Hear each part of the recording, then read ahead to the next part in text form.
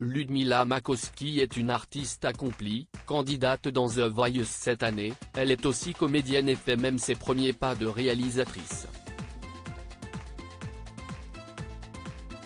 Elle sera à l'affiche de la mini-série Les Siffleurs aux côtés de grands noms du cinéma français, ce mercredi 8 mars, sur France 2. On savait que Ludmila Makowski, candidate de The Voice 2023 qui a passé les auditions à l'aveugle samedi dernier, sur TF1 avait tourné dans Lupin avec Omar Sy, et pas mal d'autres fictions comme Les Particules élémentaires, et des séries à venir, Bardo, True Crime.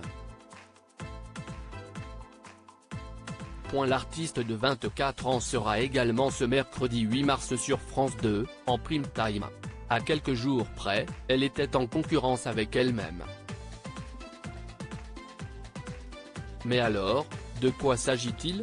Ludmila, The Voice 2023, incarne le rôle de Lila dans Les Siffleurs en cette journée internationale des droits des femmes. France 2 diffuse la mini-série Les Siffleurs, de Nathalie Marchak, tournée de novembre 2021 à janvier 2022. Celle qui a rejoint l'équipe d'Amel Bent, samedi 4 mars, dans The Voice, grâce au titre Taxi d'Angèle, y campe le rôle central, celui de Lila Rivière, une étudiante et influenceuse qui décide de prendre en photo ses agresseurs de rue, les siffleurs pour les dénoncer publiquement, avant de disparaître. L'enquête commence alors et provoque interrogations et débats chez les protagonistes.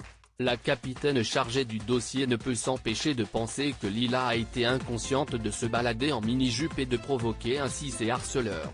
La comédienne chanteuse a tourné aux côtés de Charles Berling, Nadia Fares ou encore Stéphane Monpetit, connu pour son rôle d'Elliot dans Un si grand soleil, qui joue un jeune lieutenant féministe dans ce polar en 2 épisodes qui a pour vocation de combattre toute forme de violence sexiste. Une histoire inspirée de faits réels. En France, 86% des femmes disent avoir déjà été victimes de harcèlement de rue. 66% ont essuyé des sifflets et 31% ont subi des attouchements, selon une étude de l'IFOP publiée lundi 19 novembre 2018.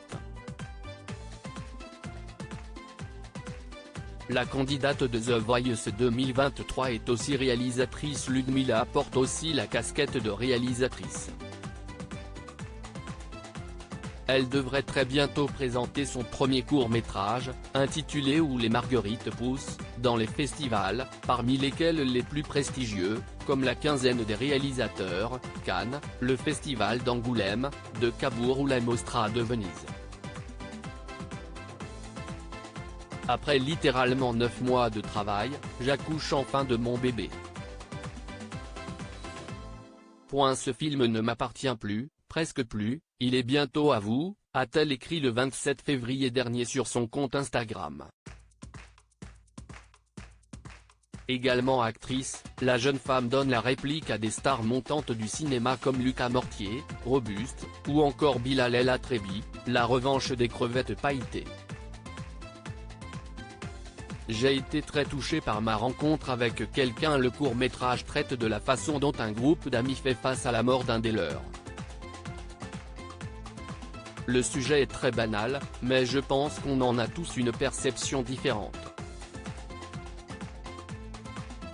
À travers ce film, je veux partager mon point de vue, expliquait-elle au site La Nouvelle République en novembre dernier. Et de préciser, il y a 6 mois, désormais presque 10, note de la rédaction, j'ai été très touché par ma rencontre avec quelqu'un. J'ai eu envie d'écrire sur son histoire. La sienne s'écrira lors de la prochaine étape de The Voice. Mais elle travaille d'ores et déjà sur son EP qui conjuguera des influences R&B, du slam et du rap. À lire aussi Quelle honte, Nadia Fares, Les Siffleurs, s'insurge contre les propos d'un célèbre chroniqueur.